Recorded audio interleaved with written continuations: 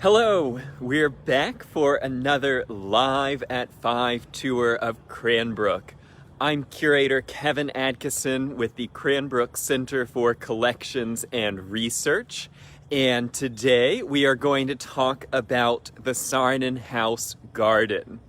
I wanted to start discussing the garden here on Academy Way. We just wrapped up a virtual Academy Day, welcoming the new students and welcoming back the second-year students. So class and studio has begun here at the Art Academy. It's very exciting to have students back. I hope maybe some of them will start joining us for Live at 5 and learn about the history of Cranbrook.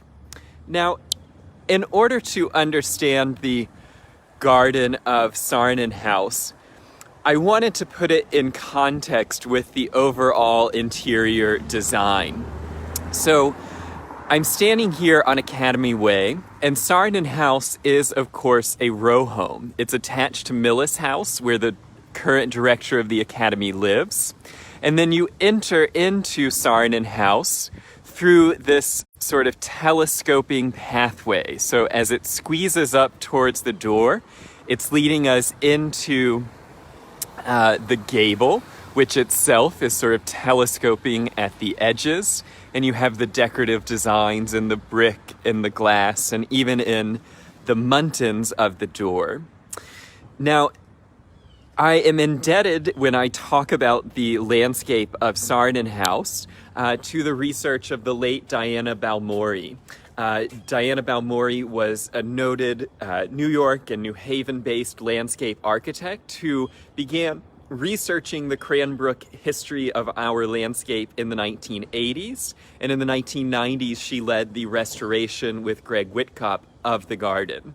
We'll see today that the landscape, again, is due a restoration.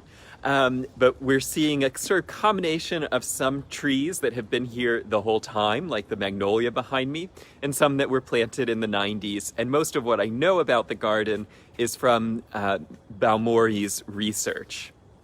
And one thing that she points out is the extensive use of vines throughout the Saarinen House garden.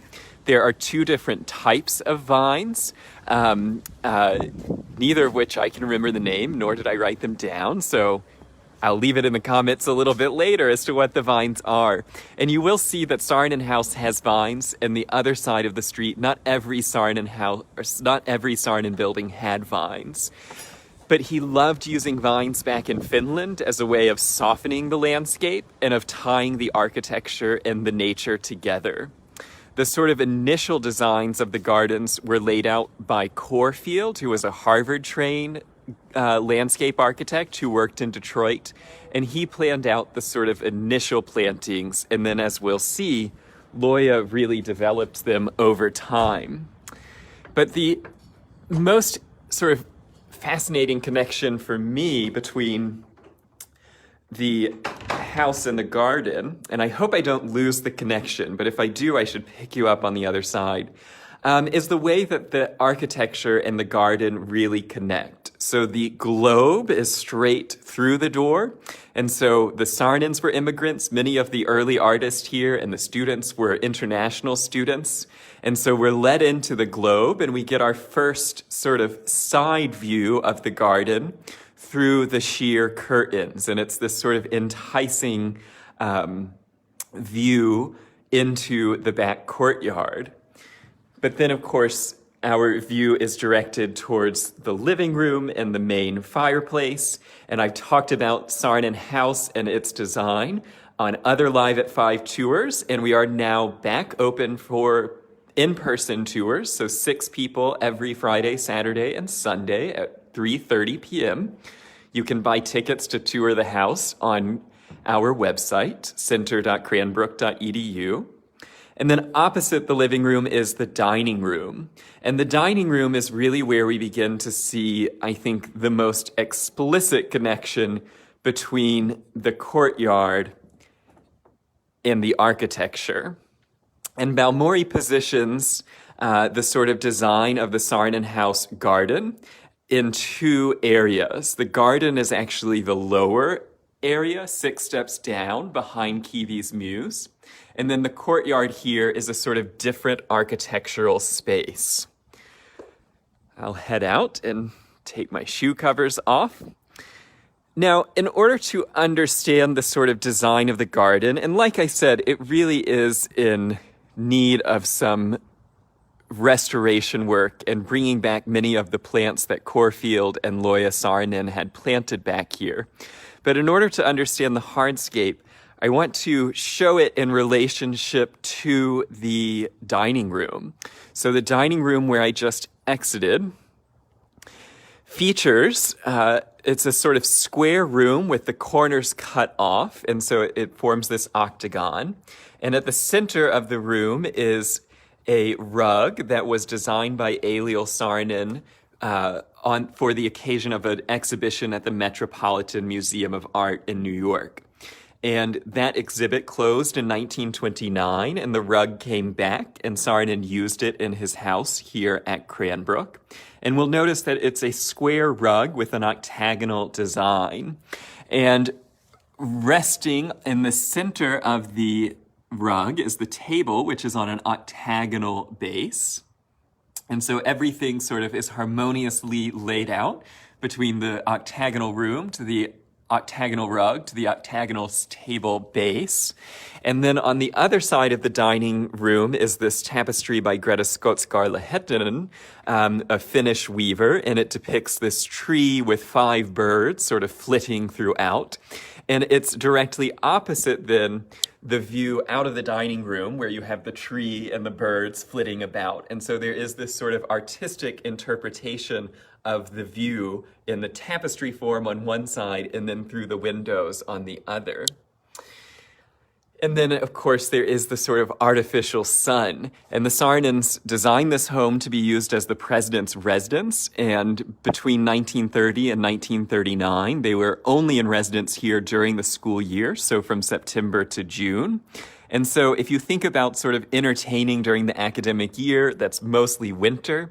And so I think that they give themselves this sort of very cozy internal sunlight, because the garden during most of the sort of time that you would be entertaining, like right now, 5 o'clock and the start of the school year, the sun is actually completely behind me. So I'm looking due east. The garden gets most of its light in the morning.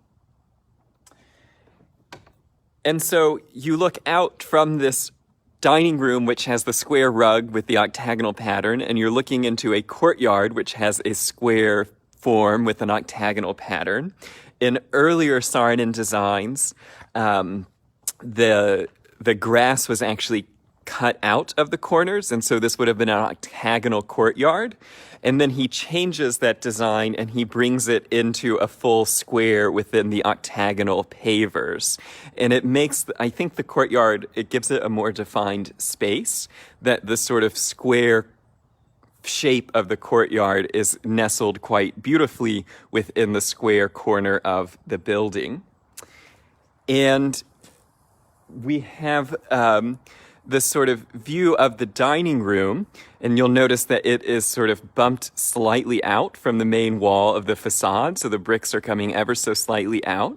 And then if we look up towards the bedrooms, notice how you have these vertical casement windows, and then this sort of brick dado line that is at the base of the windows, and then how it is repeated, the dimensions of each of the casement windows are repeated on the bricks. And so you have this really lovely design that is looking out over a symmetrical courtyard, but it in and of itself is not symmetrical. So the living room view there is quite different than the expression of the butler's pantry, the kitchen, and then the maid's room up above.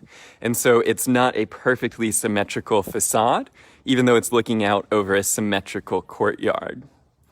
And you transition from the dining room to the courtyard over this grid of 9 squares or 9 rectangles.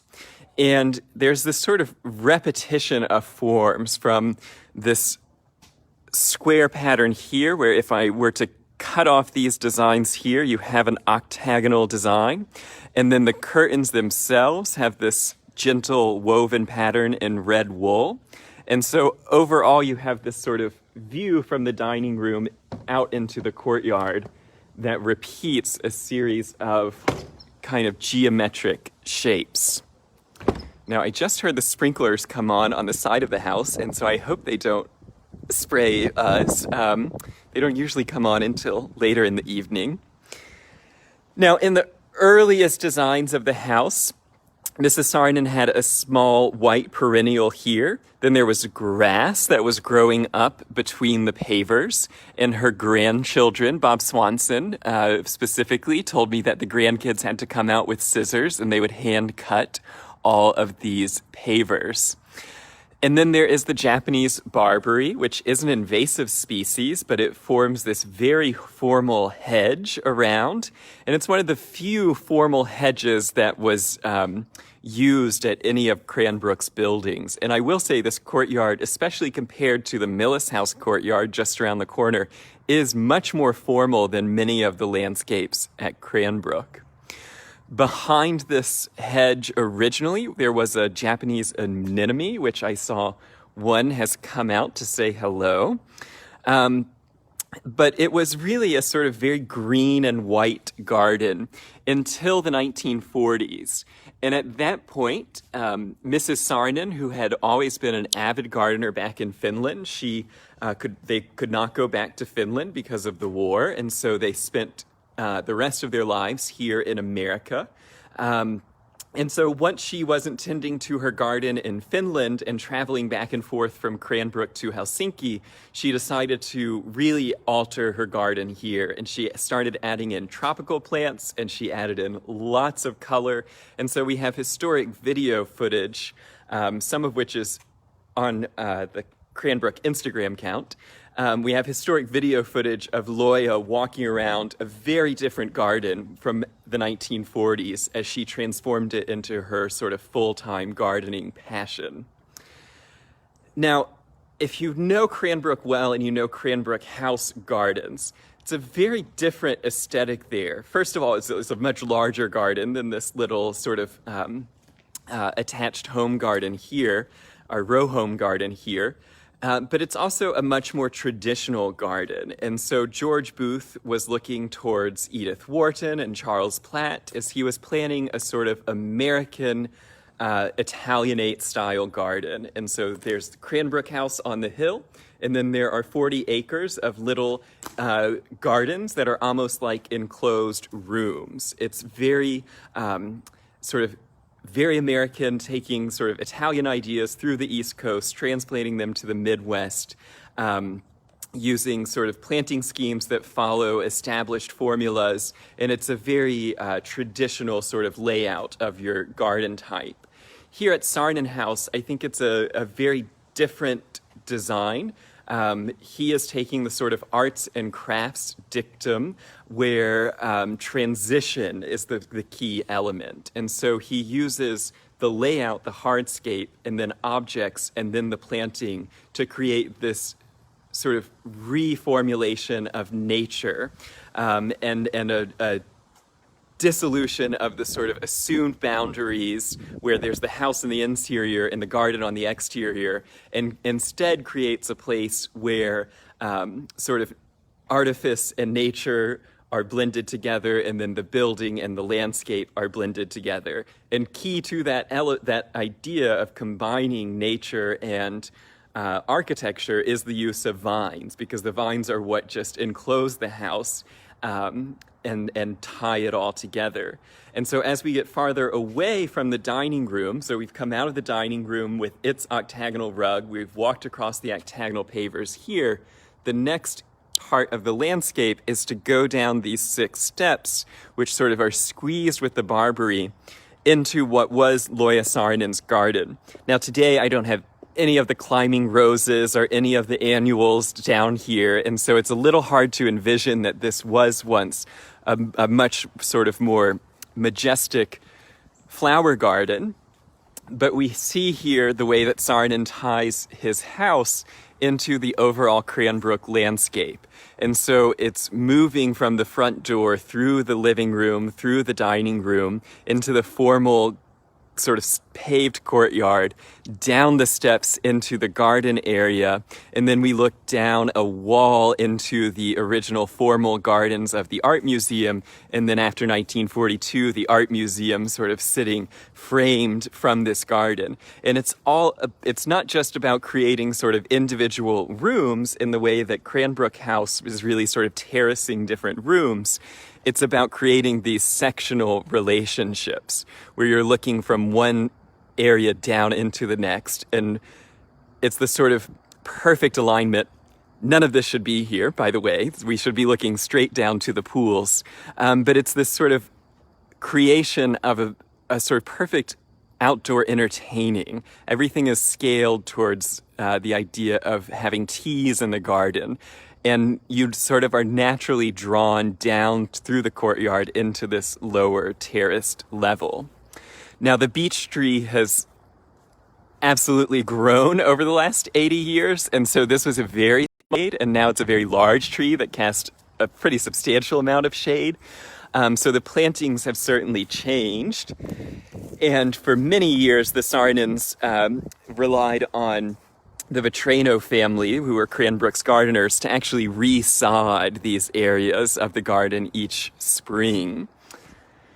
And then in the corner of the garden, were a series of 3 elm trees, which were lost to the Dutch elm disease. But these were, and these are replanted in the 90s, and they give us this trumpet shape that initially was intended to not block our view of the end of the Triton pool. So from the Saarinen Terrace, you would actually see the whole sort of landscape of had. And then there was back here a bed of irises and other sort of flowering plants. And the whole thing is enclosed on one side by the Saarinen's studio here, and then on the other side is this sort of open porch where the Saarinens would have meals. It's where they had a little sitting area, lots of home videos with the grandkids sort of hanging out on this porch. But notice the design of it, where you have these slender columns that are perfect squares. There's no column capital, no column base, and then these very formal arrangement of openings. And then remember what that looks like, and we look at the art museum, which is 12 years later, but it has a sort of similar design of the columns with the openings. And I do know Susan is home because I just got off a Zoom celebration of the Academy with her, but we'll peek around and look in the backyard of Millis House. And you can see how it's a sort of variation on the Saarinen House garden. Thank you, Susan, for that. And she also has the same open porch. Interestingly, her arcade is all arched windows. So the main thing that the last thing that I want to talk about are some of the art objects that are here in the courtyard. Initially, from the 1930s until the Saarinens left the home, the Pewabic vases were their waist height, and they're in bright cobalt blue, and they were initially purchased by George Booth for the Greek theater, and then they moved here in around 1931, and so those vases are now in the art museum collection and are too fragile to leave outdoors, but they're really quite amazing, these huge bright blue vases. The Saarinens also had vases that they would display on these little ledges, but the most prominent in the courtyard is Kiwi's Muse.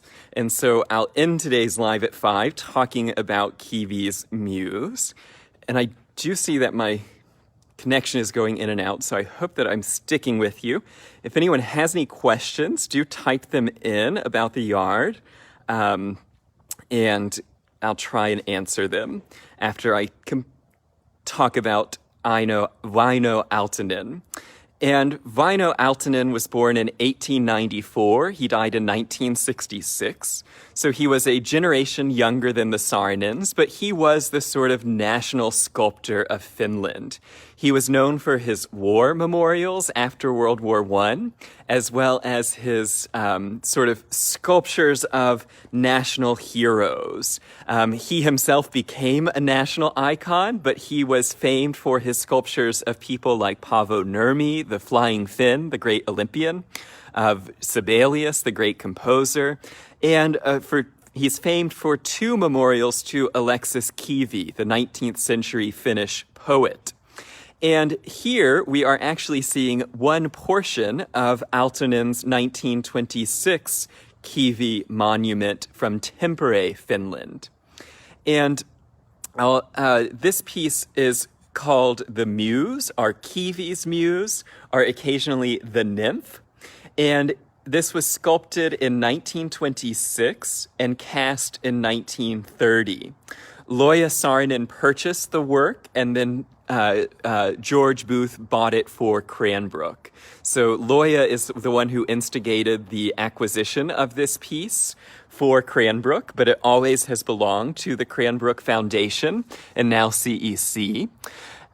She lived here all the way through the 1950s. At some point after that, a tree was planted in the middle of the courtyard, and for many years, Kivi's Muse was located over at the mall on the east side of Cranbrook House.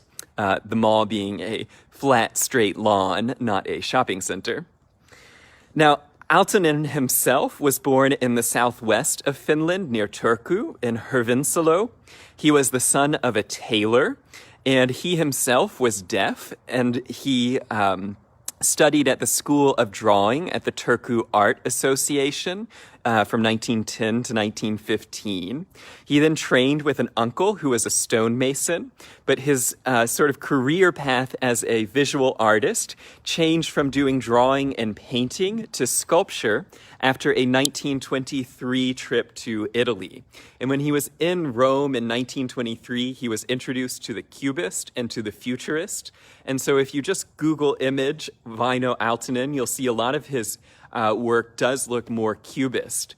But when he returned to Finland and he took up sculpture as his passion and he set up his studio outside of Turku, Finland, he practiced in what was the sort of predominant style of the day, which is this Scandinavian classicism, inspired by ancient Greek and Roman art that he had seen in Rome, and sort of looking at his peers in Sweden, Norway, and Denmark, he becomes the sort of main sculptor of Finnish figural art. And he worked with these sort of classical nudes. And so even people like Paavo Nurmi, he sculpts in the nude in the classical style that caused somewhat of a scandal that this like modern living figure was nude. And so then Aaltonen said, oh, it's actually just an allegory of an Olympian runner. It's not actually Nurmi. But here, so he goes on to become known for his war memorials after World War I and his popular sort of depictions of Finnish heroes like the great poet Kivi. He was a classicist and a naturalist, and he was also an early proponent of direct carving. So instead of working on maquettes and getting larger from plaster to bronze, he would often work in glass, stone, or bronze and try and work directly with the material. So he would carve the one plaster and cast that in bronze, as opposed to sort of working up through different studies. Now, the original, I'm going to give you a little taste of what it would look like if we were in Tampere, Finland, because the reason we call her Kivi's Muse is that Kivi, the great Finnish poet, is present in the original. And so if you go to Tampere and you see our little muse, Kivi is down here, and he has his pen or his pencil, and he's sort of sitting underneath the muse, and she is just touching his head. And so she is striking him with the great sort of next epic poem. And so that is the 1926 memorial put up by the people of Tampere to commemorate Kivi's work. However, Aaltonen does then sell these bronze casts of just the Muse without Kivi. So if you Google image Kivi Memorial Tampere, Finland, you'll find a picture of her with Kivi underneath it. I think it's kind of funny. Kivi is also in the sort of classical nude, and he's super buff, and it's a kind of a strange grouping to think of a sort of almost contemporary writer. Aaltonen does another 1939 Kivi's monument, which is on display in Helsinki. It does not feature the Muse. It's just Kivi looking a little more august and much more clothed, sitting outside of the Helsinki railway station by Eliel Saarinen. Aaltonen was good friends with the Saarinens, and they did invite him to come to Cranbrook. He declined. During the war, his family suffered enormous loss. His studio was destroyed. They lost most of their food. He had 4 wives over the course of his life, many children, and he actually wrote to the Saarinens asking if they could send him any material, cloth, food, supplies for just daily life. And so Loya actually went up and down through the dormitories of the Art Academy and gathered old sheets and rugs and curtains and packed them up and sent them to the Aaltonens in Finland. So a very different sort of war experience than the Saarinens had here, where the Saarinens were really safely ensconced here at Cranbrook, but leading efforts to help relieve some of the suffering in Finland, both directly with their friends like the Aaltonens and through efforts like the League of Finnish War Orphans that Loya was deeply involved with. Now, the piece is signed by Aaltonen, and so we see his signature here. So if you don't know how to spell it, to do your Google imaging, there it is, Winoaltonen. And on the occasion of Aaltonen's 100th anniversary of his birth in 1994, Finland actually released a stamp commemorating his work, and the Muse is the sculpture that they chose to use on the stamp. And so there is a nice stamp that features our sculpture on it. She does appear in more locations than just here at Cranbrook, though I believe this is the only example of his work at Cranbrook, and I believe this is the only American copy of the Muse. That same year, in 1994, the Finnish architect and educator Juhani Palasma also created a centennial monument for Aaltonen on the site of his studio. The studio had been destroyed by the Russians during the Winter War, and so the people of the little suburb outside of Turku decided to commemorate Aaltonen. He already has a museum in Turku, the Väinö Aaltonen Museum, but they decided to commemorate where his workshop was and where our Muse was sculpted with a new monument by leading Finnish architect Juhani Palasma. Now, if that Palasma name sounds familiar to you, it's because that exact same year, 1994, he was completing designs for the Arrival feature here at Cranbrook. Palasma's Arrival feature is between the Art Museum and the Institute of Science.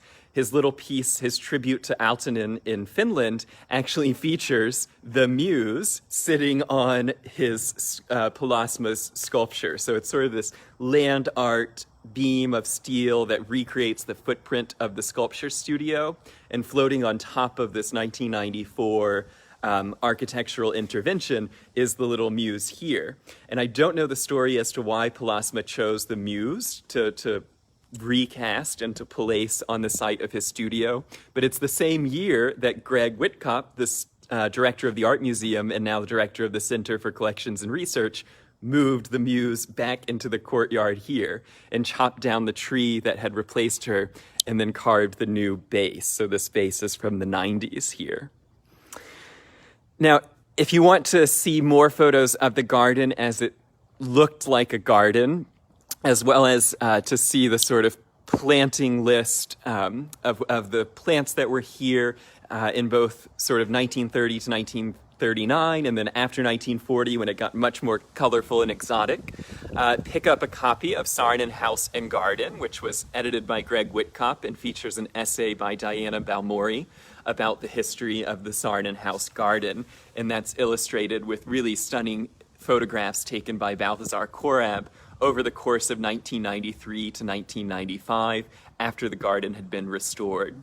It's one of my goals as a curator to try and get this garden looking back into a garden and less like a sort of just a landscape. I am grateful to Cranbrook Grounds, who do all the maintenance back here and who have cleaned up the space for our tour season that started last Friday. So it was looking a little bit more like a jungle, and now it looks more aesthetically pleasing, but it's missing that careful hand that Loya gave it, because she was growing things in the greenhouses. She was really tending to this as a garden, and it had many more sort of specimen plants and interesting features. I'll scroll through and see if there's any questions here. I hope that it's not been too glitchy. If it did cut out too much, sometimes when you rewatch it, it will run straight through. Now, there are some exciting opportunities coming up if you want to join the center to learn a little bit more about Cranbrook. Next Tuesday, I'll have my next Uncovering Cranbrook lecture, which is going to be about Frank Lloyd Wright and Japan. Frank Lloyd Wright was good friends with the Saarinens. He came to the Saarinen House. I have a video of him in Saarinen House garden hanging out. But Frank Lloyd Wright's great inspiration was not Finland, not Europe, but Japan. And so that lecture is going to be next Tuesday at 10 a.m. and repeated at 7 p.m., the same lecture.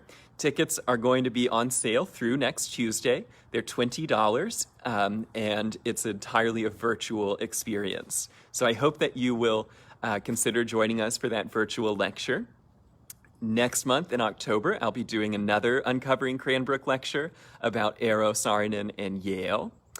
Now, other opportunities on Tuesdays, we have Live at 5 tours on Instagram. On Wednesday, I'll be back from Cranbrook House Garden. So I wanted to come from Saarinen House Garden today. And next week, we will do a very different garden, one that is still quite stunningly maintained and is really just beautifully on show through the generosity and love of the Cranbrook House and Gardens Auxiliary, the volunteers who help maintain the Booth family gardens. So that's going to be next Wednesdays, Live at 5 here on Facebook. If you enjoy Live at 5 and you like what we're doing here with Cranbrook, I really have enjoyed doing this for the past 7 months, and we're going to keep it going into the fall, but we do need your support. And so head over to our website, center.cranbrook.edu. There is a donate button, and anything you can give that will support the sort of mission of Cranbrook, and specifically the goals of the Center for Collections and Research to share the story of Cranbrook and our rich legacy of art, science, and education. We really do appreciate your support as a nonprofit in the middle of a pandemic. I think that's all the plug I have to do. Center.cranbrook.edu. You can sign up for the Frank Lloyd Wright lecture, and you can see our donate tab. You can also check out Cranbrook archives and the historic photos of this garden and many other thousands of historic photos. I think that you'll agree with me that it is a special place, a beautiful place, a sort of moment of quiet here in the hustle and bustle of Cranbrook that the Saarinens built for themselves. The garden is not open to the public, but you will see it if you come on tours, which again are Friday, Saturdays, and Sundays, all the way through Thanksgiving weekend, limited to 6 people each. So feel free to head to our website and sign up for a tour there.